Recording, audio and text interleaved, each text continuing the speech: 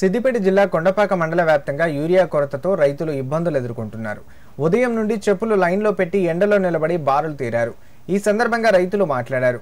10 ఏళ్లలో ఎన్నడూ రైతులకు ఇలాంటి ఎరువుల కష్టాలు చూడలేదన్నారు. కాంగ్రెస్ ప్రభుత్వం వచ్చినాక ఉమ్మడి రాష్ట్రంలో కష్టాలు మళ్లీ ముందుకు వచ్చాయన్నారు.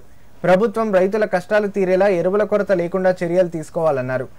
ఎద్దేడ్చిన వ్యవసాయం రైతేడ్చిన రాజ్యం బాగుపడ్డట్లు చరిత్రలో లేదని మండిపడ్డారు.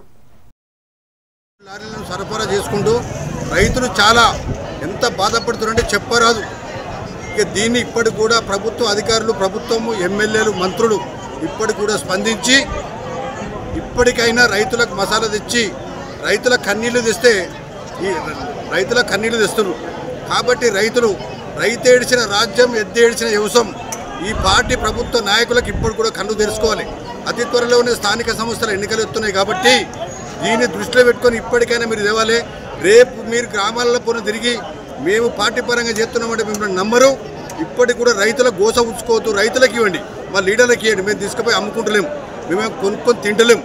కాబట్టి ఇప్పటికైనా రైతులను, వాళ్ళు దౌర్భాగ్య పరిస్థితుల్లో ఉన్నారు కాబట్టి రైతులను ఇప్పటికి కూడా ఆదుకొని ప్రభుత్వ అధికారులు, ప్రభుత్వం ఇప్పటికైనా స్పందించి సొసైటీల ద్వారా, మన రైతు వేదికల ద్వారా ప్రభుత్వము తెచ్చినటువంటి యూరియాను రైతులకు సరఫరా చేయవలసిందిగా ప్రభుత్వాన్ని డిమాండ్ చేస్తున్నాం.